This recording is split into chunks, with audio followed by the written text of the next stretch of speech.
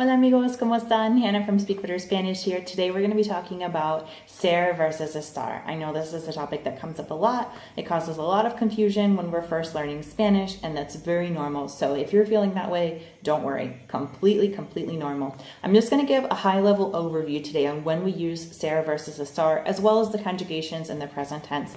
If you want to dig more into this, you can either book a free consultation with me in the comment section below, and we can chat about getting some classes on account to work through this. It is something that I typically spend several classes working on with my students just to make sure they get a really thorough understanding of when to use ser and estar. Like anything, as you practice more, it becomes more natural, becomes easier to understand the differences. If you want to work on it on your own, you can also check out the workbook, Practice Makes Perfect, Spanish Verb Tenses. It has a whole chapter on ser versus estar and some really helpful exercises, as well as lots of other topics. This is a workbook that I use often with my students. I think it has a really good explanation and really works up progressively on the topic. And you can find it on Amazon for about $20. So without further ado, let's dig into it. First, let's just talk about the conjugations of ser. So in the present tense, we've got yo soy, tú eres, él, ella, or usted es, nosotros somos, Vosotros sois, remember that form is used in Spain, and ellos, ellas, ustedes son, okay? And we use ser for origin, relationships, whether that's familial or selected relationships, physical attributes, personality characteristics, possession, profession, identification, think of it like an equal sign, date and time, nationality, different than origin, and natural color. So a lot of times I hear the generalization, ser is used for permanent things and estar is used for temporary things. Well, to a degree that's true, but as you start to dig a little bit more into it, you'll start to see that there are a lot more nuances to ser and estar than just permanent versus temporary. So it is a really good idea to understand these more intricate explanations and categories for when we use one versus the other. Now, let's dig into estar. So the conjugations in the present tense are yo estoy, tú estás, él, ella, usted, está, nosotros estamos, vosotros estáis, remember that form is used in Spain, and ellos, ellas, ustedes, están.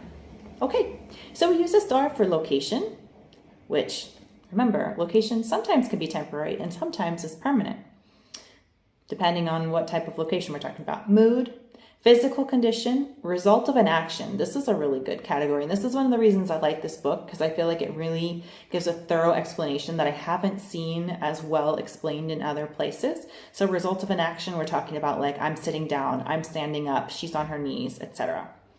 Unnatural color or condition. So if we wanted to say the banana is yellow, we would use ser. La banana or el plátano es, depending whether we use la banana or el plátano, es amarilla or amarillo. If we wanted to say the banana is black, because that's not its natural color, we would say la banana es negra or el plátano, la banana está negra or el plátano está negro. I even caught myself there.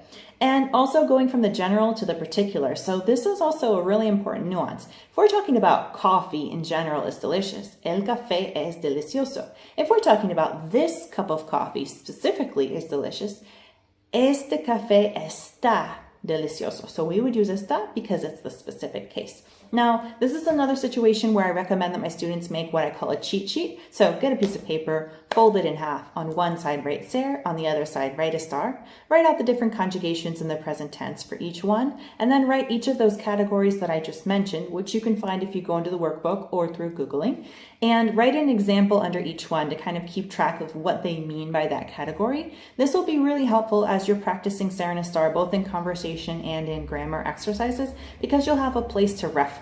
And, sometimes when we don't practice something very often, we kind of forget the nuances. So you'll always have that cheat sheet to go back to. Or if you prefer to do that in digital form, of course, you can do so as well. But I hope this video helps you guys. If it did, be sure to subscribe to my channel. If you want to dig more into ser and estar, you can either purchase that workbook I mentioned, or feel free to book a free consultation with me, and we can chat more about what classes online look like together.